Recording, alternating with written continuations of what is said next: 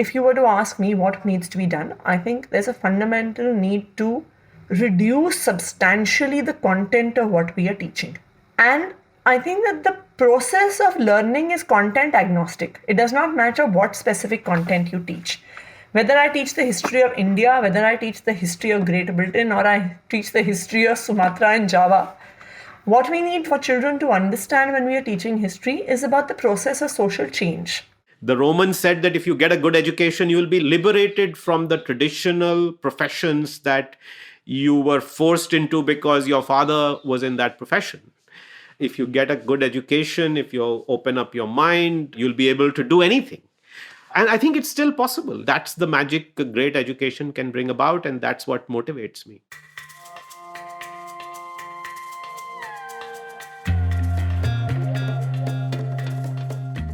Hi, I'm Rachita Vora, and you're listening to On the Contrary by India Development Review, or IDR, a show featuring unlikely conversations on topics that affect our future.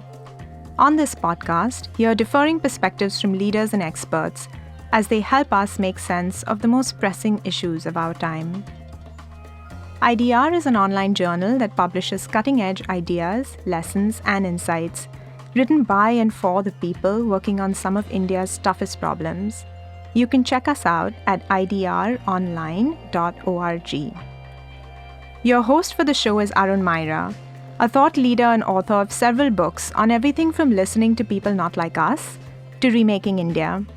He has the unusual combination of having worked in the private sector, the social sector, as well as the government, where he was a member of India's Planning Commission. Here's your host, Arun Maira. Artificial intelligence is altering the future of work, and there's a real fear that there won't be enough work for humans. Whatever is there will be more precarious gig work, which means that businesses and educators do not know what skills will be needed in the future. So, we can't plan training and education systems as we used to. In fact, the only useful skill that educators can impart is how to be lifelong learners. So, what should be taught in the years students spend in school and college? How can teachers teach subjects they have not yet learned themselves? This brings us to another fundamental question. What is the purpose of education? Is it to produce better professional workers for the economy or better citizens for society? The curricula and pedagogy for either approach will have to be very different. Not knowing the answers to these questions also makes it difficult to project how much of a country's budget must go to education. So far, India's government has been criticized for not spending enough on education and for the poor quality of their schools. And so, the private sector is being roped in both for their money as well as their apparent ability to use resources more efficiently. The problem, though, with private involvement is that the measure of a good education then becomes the money-earning potential of its students, and the education system becomes locked into the value systems of the business economy. But is this model likely to prepare well-rounded citizens for society? This episode aims to delve into these questions with Atishi Marlena and Pramath Sinha. Atishi is an educator, politician, and activist from Delhi. As a senior leader of the Aam Aadmi Party, she served as the advisor to the Education Minister of Delhi and was responsible for the remarkable transformation of government schools in the capital. Pramath Raj Sinha is an entrepreneur, academic, and institution builder, having set up India's foremost institutions of higher education over the past 2 decades. He was the founding dean of Indian School of Business and is one of the founders of Ashoka University and Harappa Education. Atishi and Pramath, thank you so much for coming on this podcast by IDR.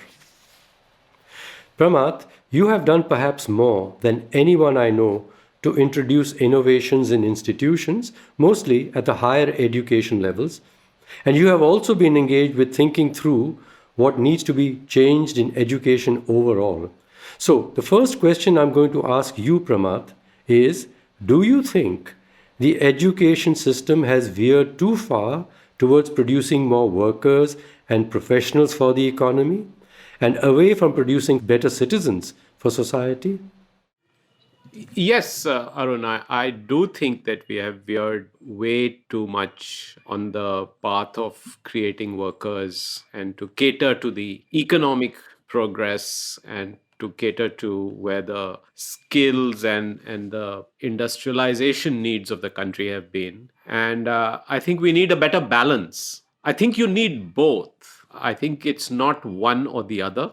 I think people need to make a living, particularly in a country like ours, where there are too many people who are without jobs, too many families who rely on their young children to get them out of poverty and move them forward. So you need people to be fit or employable, but you also need them to be good citizens. And education was always about both. In general, it was about both. There were some who could have the luxury of not worrying about employment, and so they could contemplate life and study philosophy and religion and so on. But at the same time, it's not like you study philosophy and religion and can't get jobs. You should be able to also make a living from studying those subjects. So I think we need to combine and balance both. And we haven't done a good job of that. Atishi, you got insights not merely as an academic, but also as a teacher and a reformer of education. And the results that you and your colleagues in the Delhi government have produced are rather remarkable. So I'm going to pose the same question that I asked Pramath to you as well. Are we veering away from producing better citizens for society and instead focusing far too much on producing more professionals? First of all, yes, there's no doubt about that. That creating better citizens for society is not even one of the aims and goals of our education system today. It is very much focused on creating workers, on creating professionals. But I think the biggest tragedy of our education system is that it's not even doing that. There is something fundamentally missing, given the fact that the most important things that affect our lives as human beings are not even discussed or mentioned anywhere in the entire schooling system, which one spends 14 years going through. And which is why, as even issues like sense of self-worth, self-confidence, self-esteem, working in teams, relationships, how do you deal with different kinds of people as colleagues, as family members. And then when we become adults, this is something that we learn on the fly. And then this is something we as adults struggle with for all of our life. So on a lot of these issues, our education system does not even try to touch anything. What should be the contribution of an educated person in society is never even discussed. So there is something fundamentally missing in the goals and objectives of education, number one. But number two, as I said, an almost bigger tragedy is the fact that while the entire education system is geared towards creating professionals, creating workers, etc., and maybe boosting the economy by providing human resource, it is not even being able to do that successfully. So in the last 20-30 years, a lot of the focus of education policy has been on access, on ensuring that all children come to school. From the early 90s, we can see the fact that you have Sarv Shiksha Abhiyan, you have state governments, national governments pushing for children to come into school. We have all heard these school chale hum ads coming on radio all across the country. And yes, that has been successful. In the early 90s, I think only 60% of children of school going age were actually in school. Today, that number stands at 95% plus. So that has been a success. But while we are getting children into school, the problem is that the children are not learning anything. And our entire teaching methodology, our entire curriculum is still designed for the times when 60% kids used to come into school. That means when middle classes, relatively affluent people were sending their children into school. And those children, when they entered school, they already had access, like they having parents who knew Hindi, parents who knew English, more than one language, having learned things at home, having opportunities for conversation at home. So when children who are coming from educated backgrounds go into school, they need a different curriculum. But when children who are first generation learners start coming into school, they need a different kind of teaching methodology and curriculum. something which our Indian schooling system has just not recognized. We seem to think that just loading more and more curriculum onto the students is the way to make them learn. And in fact, it's exactly the contrary. Research has actually shown that excessive and a lot of curriculum is actually a hindrance to learning. And this is exactly what's happening in India. In Delhi, when we started 5, 6 years ago, when we started doing some of our baseline assessments in our schools, we found that 75% children in class 6 could not read their textbooks. Now, the child cannot read their textbook. How are we going to educate them? So, what you had effectively was that under the Right to Education Act, these children came into schools. Because of the no detention policy, they kept on being promoted year after year after year without actually learning anything. And when they reach class 9, which is when the no detention policy and the Right to Education Act comes to an end, then these children start failing their exams because they actually haven't learned anything in the 8 to 10 years that they have been in school. And so if you were to see, while dropout rates may have reduced from nursery to class 8, almost across the country now, dropout rates are extremely high in class 9. And this is not a small number of children. This is almost 50% of the children who are coming into school.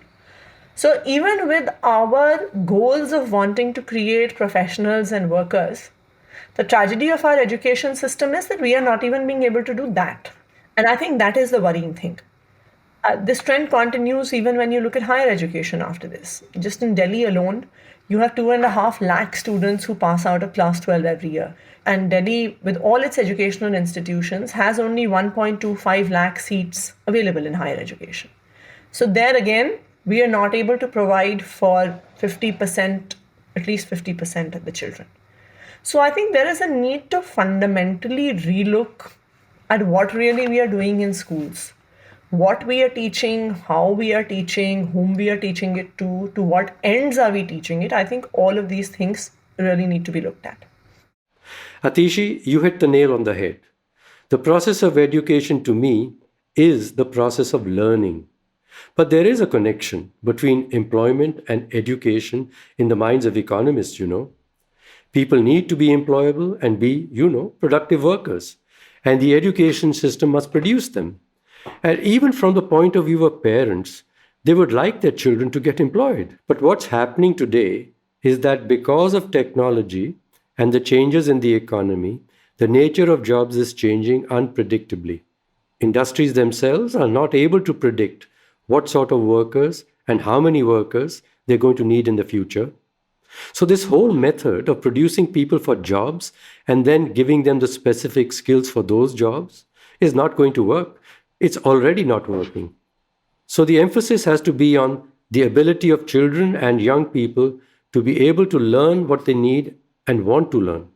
So Atishi, what should be the content of a learning program which enables people to learn how to learn more effectively? I think that there are many, many ways in which children learn.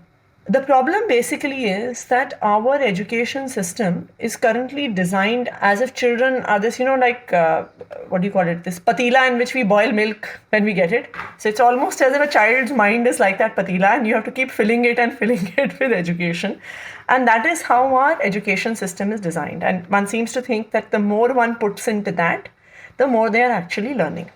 I think that is where one of the fundamental flaws is. Like, why do we need to know the minerals in the Chota Nagpur plateau?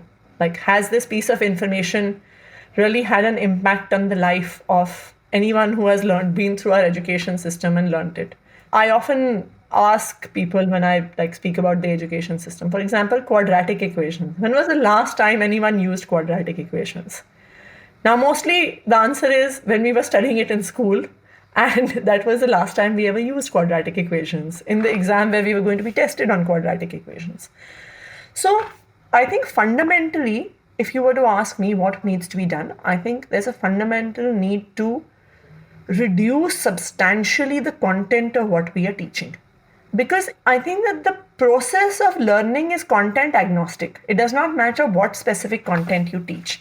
Whether I teach the history of India, whether I teach the history of Great Britain, or I teach the history of Sumatra and Java, What we need for children to understand when we are teaching history is about the process of social change and how societies change, what brought about that process of change, who were the people who pulled the levers of change. This is what we need them to understand.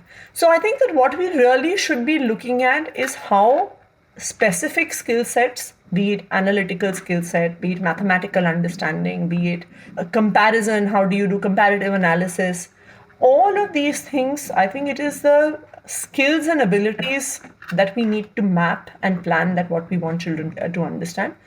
And then that can be taught with very limited curriculum and content. Second, if we want for things to fundamentally change, I think what we need to change is the assessment system. Because eventually, whatever we do, teachers teach to the test. And as they say, it's the tail that wags the dog.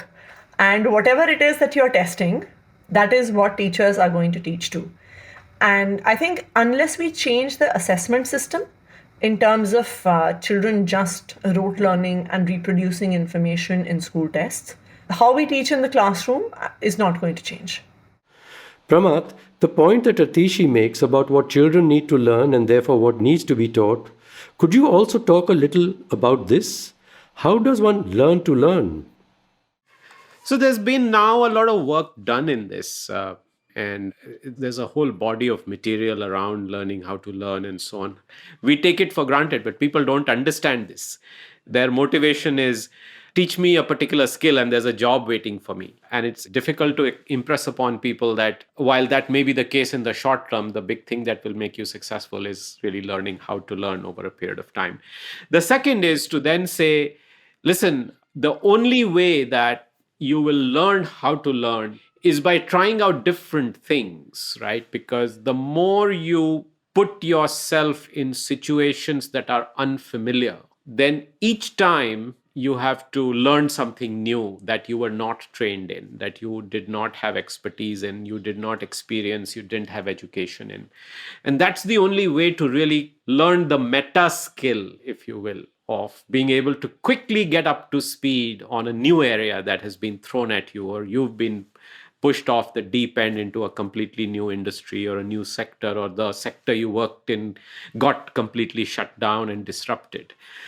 So I think that is the second element of this. But a very interesting element that I have learned, and some of this work has been done at places where people have studied adult learning. And, one of the important things to learn is that pedagogy, which was what is the learning of young students or in school, is very different from andragogy, which is adult learning. And in adult learning, unlearning what you have learned is as important as relearning or upskilling. So starting from a mindset of that you are starting afresh is very important in reskilling and having this mindset of learning constantly through your life. To say, for a moment, I'm going to suspend all knowledge and start afresh. I joined McKinsey when I was 29 years old, having done a PhD and having been an academic in a very nerdy field like robotics. So I was 29 and I joined management consulting. I had no idea of business, no idea. I did not understand the time value of money. When people mentioned that you could discount 100 rupees today to a value much lower tomorrow, I couldn't understand it. Nobody had taught me. I didn't understand cash flows. I was completely at sea. So you had to start totally afresh at any age. And then when I got into higher education, people assumed that because I had been an academic, I knew how to set up educational institutions. But I had no training. Just because you go to a hospital doesn't mean you can become a doctor, right?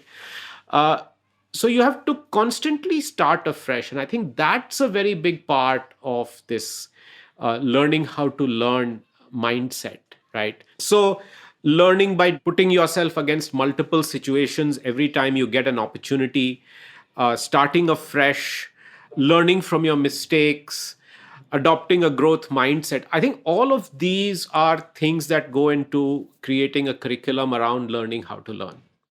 Pramath, you put a very nice distinction between a pedagogy, that is children learning, and andragogy, which is adults learning. And for andragogy, you said you got to unlearn many of the things that you had learned through your years of pedagogy, as it were. You see, educationists have learned how to construct education systems which involve fixed curriculum, tests, and how often they should be administered, etc.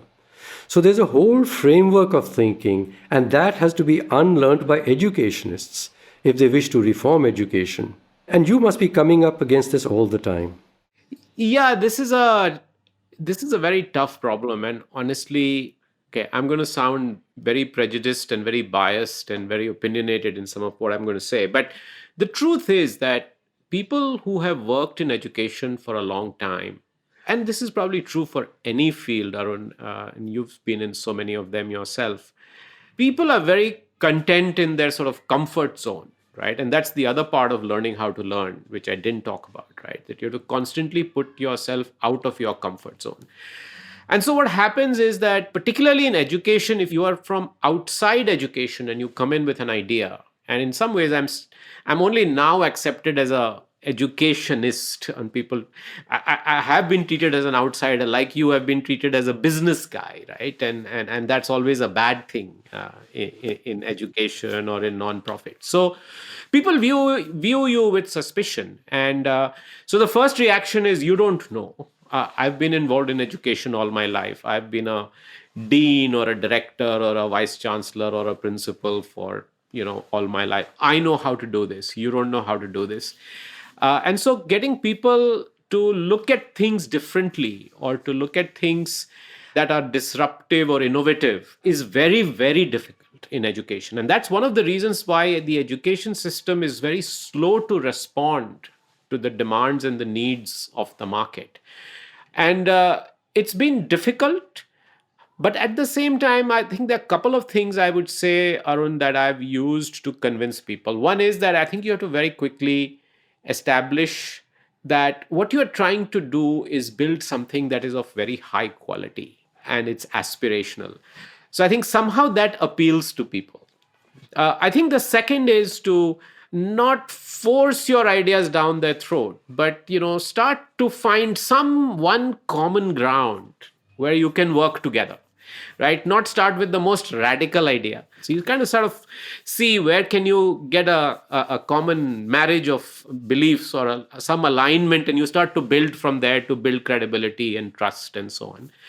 And I think the third is that you make them look good. Right. And again, these are consulting skills. Right. So you say, listen, you truly have to let go of your own sort of desire to look great because it was your idea or somehow you transformed or built an institution, but to really give credit back to people and derive your own satisfaction from the fact that when the students benefit from that ultimate change that you made or affected, then you can see that there's massive transformation that happens. And that's a whole domino effect that happens. So I think being focused on something aspirational, finding common ground, and keeping yourself focused on the fact that you're not doing it for yourself or even for that person you're trying to convince, but for the ultimate student in this country, right, is I think how I've been I've been able to navigate this.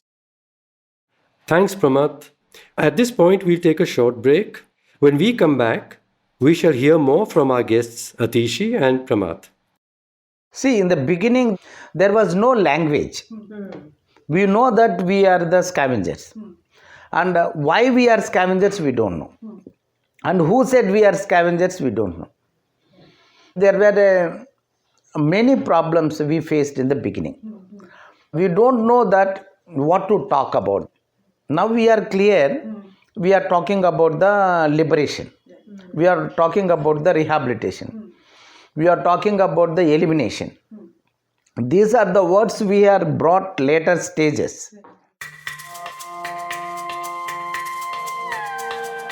That's Bezwada Wilson, a lifelong crusader against manual scavenging and the systemic discrimination that it perpetrates against Dalits in India. Bezwada was born into a Dalit family of manual scavengers, and he channeled his outrage into building a grassroots movement to liberate his community from this practice. In 2016, he was awarded the Ramon Magsaysay Award for his efforts. You can learn more about his life's work on IDR Interviews, a special feature that shines a spotlight on social change leaders and their efforts to shift the status quo in the country. Check it out on www.idronline.org. And now, back to Arun Myra. Changing gears a bit, Atishi, I want to talk about something that everyone seems so concerned about: teaching children about values. How do you teach values and ethics? So the thing is that we do teach our children values and ethics. We teach our children values and ethics every day when we step out of our homes, as parents, as adults, as teachers. We are constantly teaching our children values and ethics.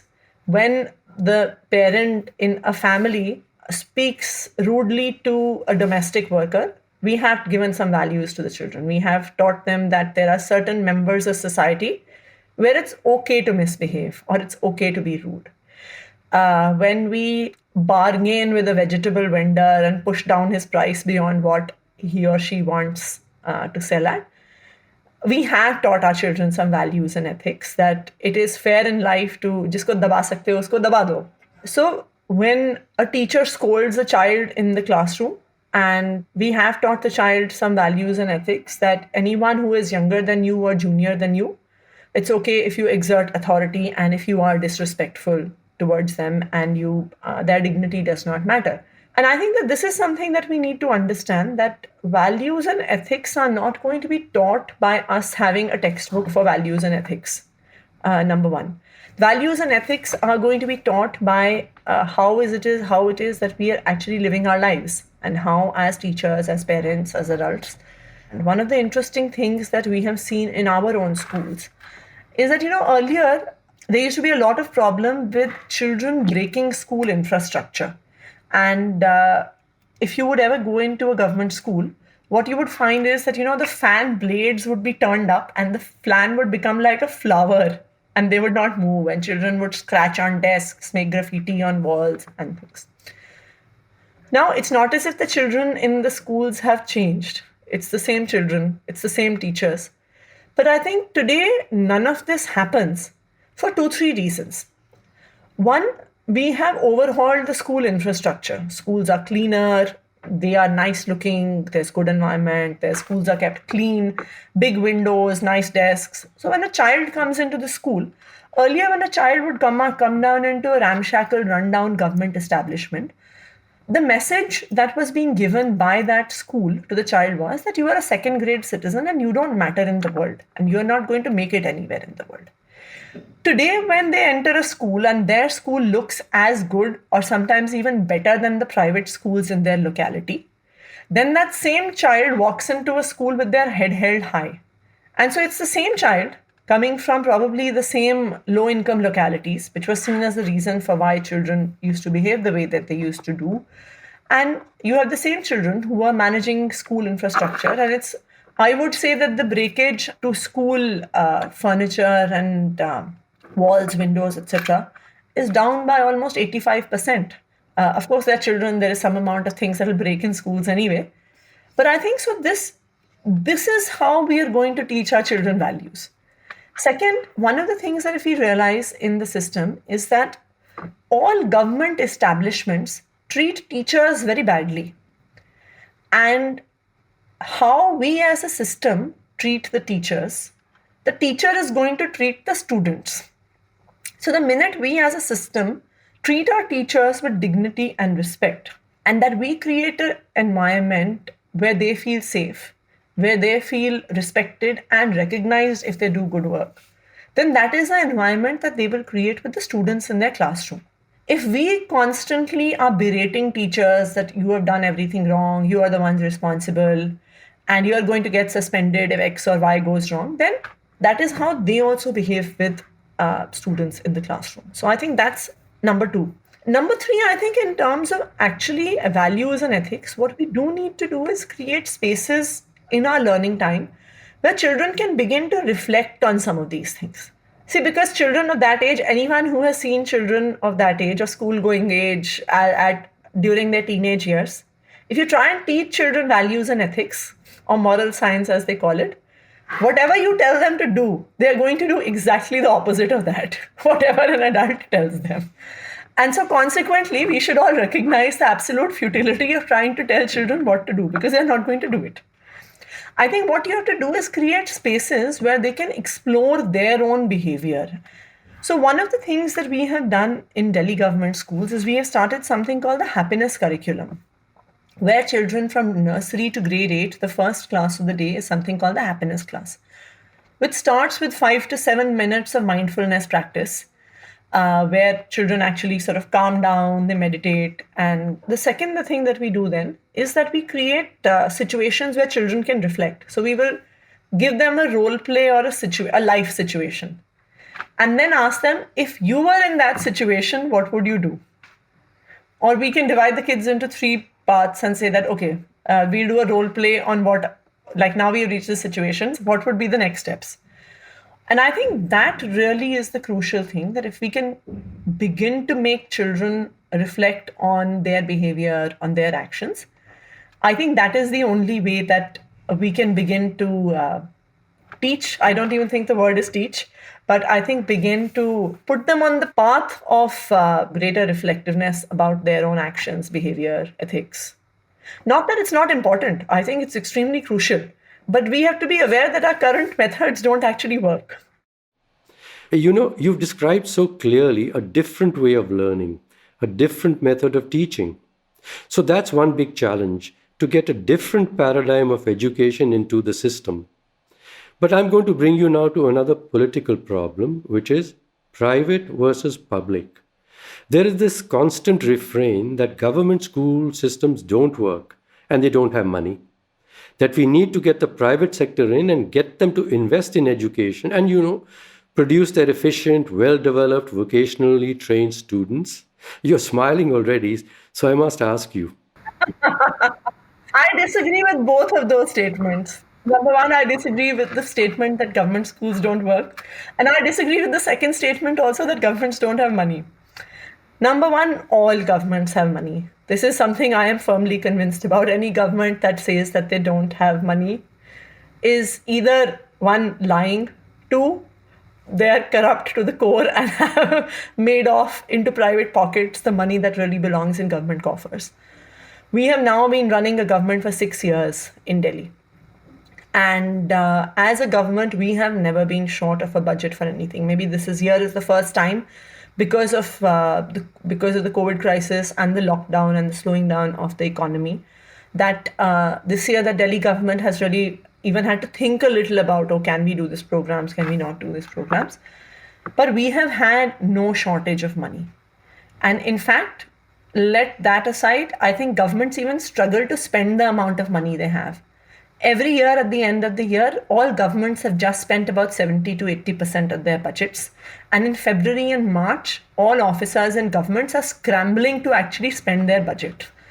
And you were to see this across all governments. We as a government, our own experience has been, now Delhi does not get any money from the center. So all the money that Delhi has is from our own taxes and our own tax revenues. We doubled our revenues in a 5-year period without increasing a single tax.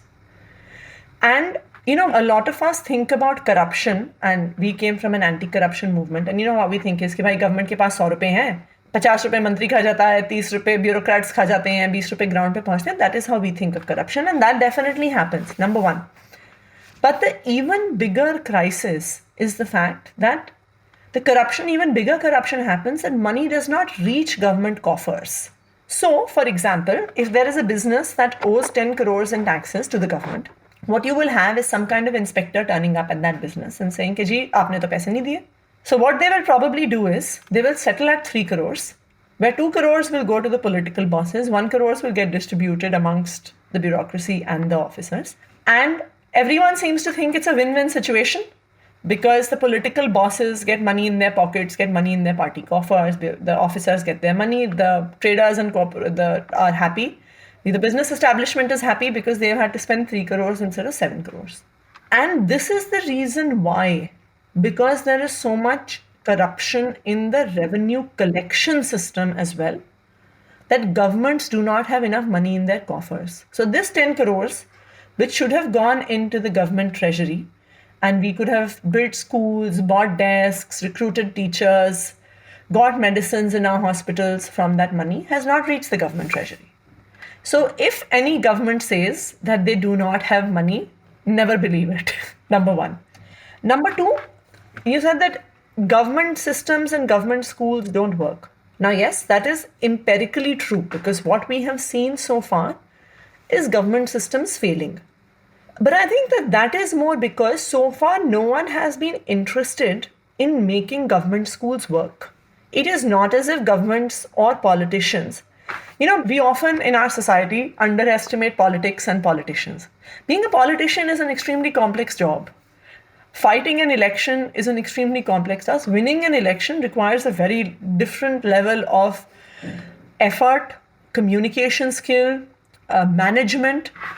And I think that, I have worked in many fields, but I would say that contesting elections on one seat or as a political party is one of the most complex management tasks that I have ever seen. So politicians are not fools. The problem basically is that there is no incentive for a politician to make a government school work. And here is where I think that there is a fault with us as citizens. You see, what happens? What is the prime incentive that makes a politician work?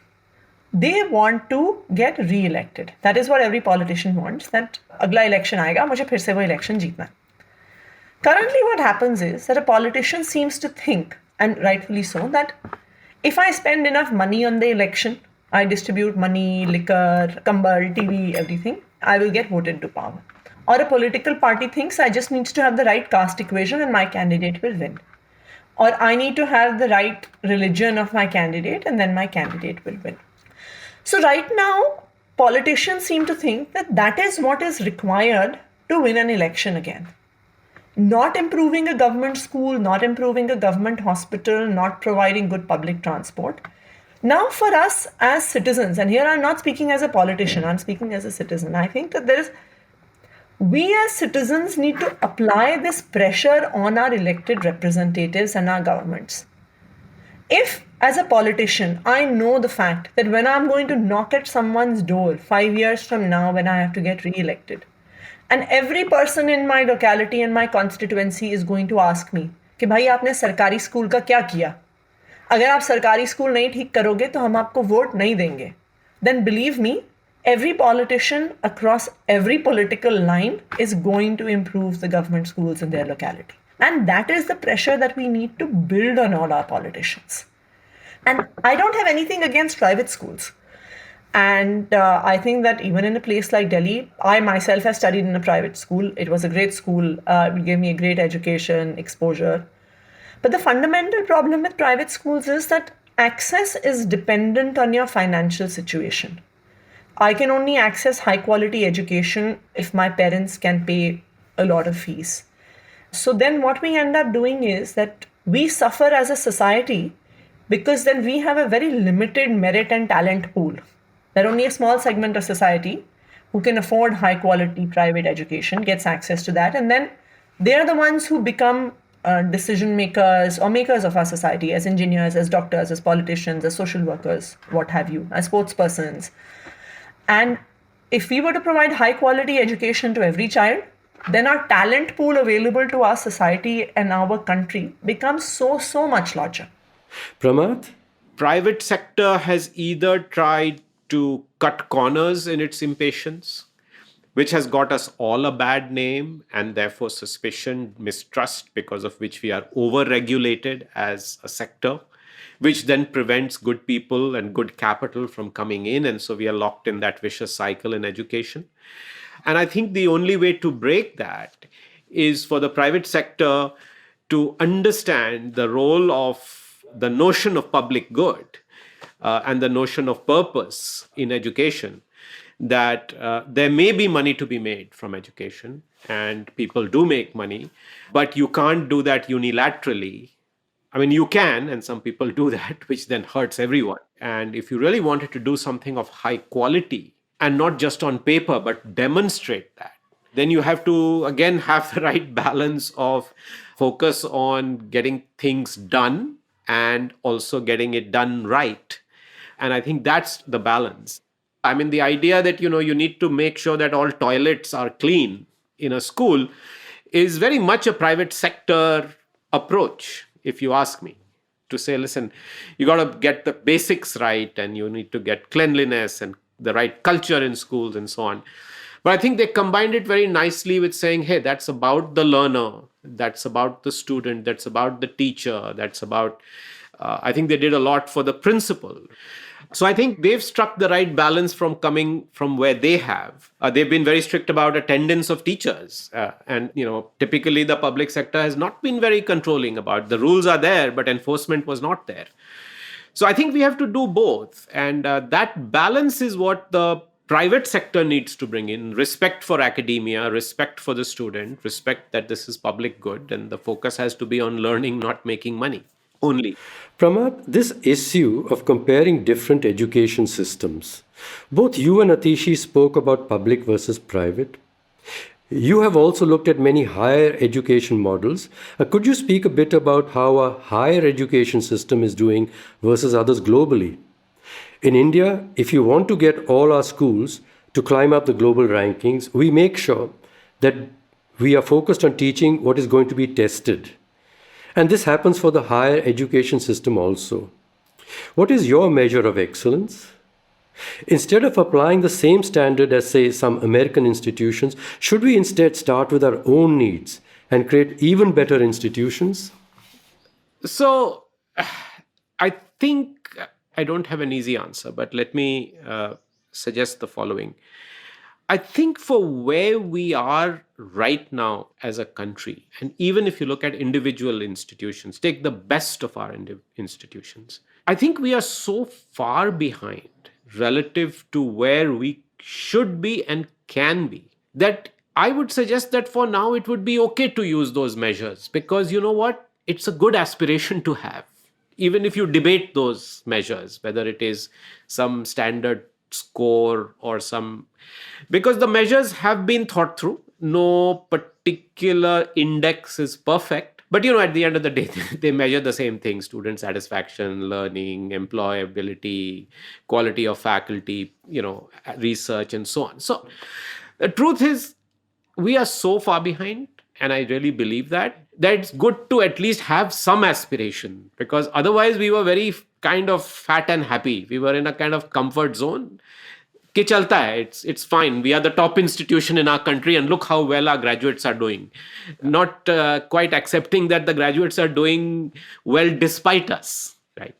So I think that I would say that it's okay to impose whatever measure people feel like worth imposing, because that's the only way to push us to get to the next level. That being said, how do you measure? I think measurement is really in three ways, right? It's how well are your students doing in terms of outcomes? What is the quality of the impact that your faculty are having? Those that are doing research, what is the quality of their research, and what is the quality of their teaching as measured by feedback from students? And then overall, how is the impact your institution is having on the world? This gets to your point about contributing back to society. Now, I think on the third one, we don't measure it almost at all in our country. And the last thing I will say is that, Arun, this is a solved problem around the world. We don't have to reinvent the wheel. Around the world, issues of quality, equity, access have been solved for, and there are multiple models. All we have to do is adopt that, but we actually haven't adopted any model well enough. For example, we don't measure outcomes, really. The only way we measure outcomes in higher education is through the accreditation body called NAC. And the fact is that NAC is overwhelmed with the large number of institutions that it has to accredit. There aren't enough evaluators to evaluate. And if you look at accreditation bodies around the world, they only have the very best people who can accredit. And that is the only way that the large systems in, the best education systems today are in the United States and in Western Europe and in England. They all have this outcome-based accreditation system. It's a solved problem. We don't. Some Northern California accreditation body accredits Stanford University, or some Massachusetts or Northeast United States body accredits Harvard University. But the same accreditation body accredits Wellesley College and Olin College and all levels, so that they are able to make an objective gradation of who's really good and who's still struggling. So I think those are solved problems, and we need to adopt one of these and do them well. We are very focused on inputs in our country, and we don't really look at the outputs.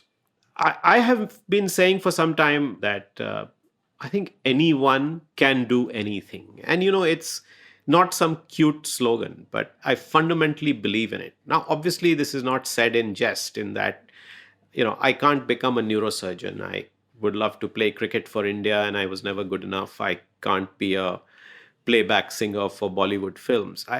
There are certain things I can't do. And we all know that we have limitations. But within the boundaries of what we can do is amazing. This is what education has to be and has been. When we refer to Nalanda and Takshila and the great universities, that is what used to happen in those universities. People were just liberated. I mean, that's how the word liberal arts came. That the Romans said that if you get a good education, you will be liberated from the traditional professions that you were forced into because your father was in that profession. If you get a good education, if you open up your mind, you'll be able to do anything. And I think it's still possible. It feels like magic, but that's the magic a great education can bring about, and that's what motivates me. Listening to Atishi and you, I'm reminded of my favorite poet, Robert Frost. He's talking about becoming something, learning to do what you want to do. You may know this poem, Robert Frost, and he said, "Yield who will to that temptation. My object in living is to unite my vocation and my avocation, as my two eyes make one in sight. For only where love and need are one, and work is play for mortal stakes, is the deed ever really done for heaven's and the future's sakes." So thank you for inspiring me very much. On the Contrary is produced by Aisha Marfatia, Smarnita Shetty, and me, Rachita Vora, with additional support from Kuber Batla. This episode was hosted by Arun Myra for IDR. Production by Made in India. To learn more about the kinds of ideas featured on this podcast, check us out at idronline.org. If you like our show, subscribe to us wherever you get your podcasts. You can also recommend the show to someone you think will like it. Share it with a friend, colleague, or someone in your family. Or leave a review on Apple Podcasts so more people can find out about us. Thank you for listening, and see you next week.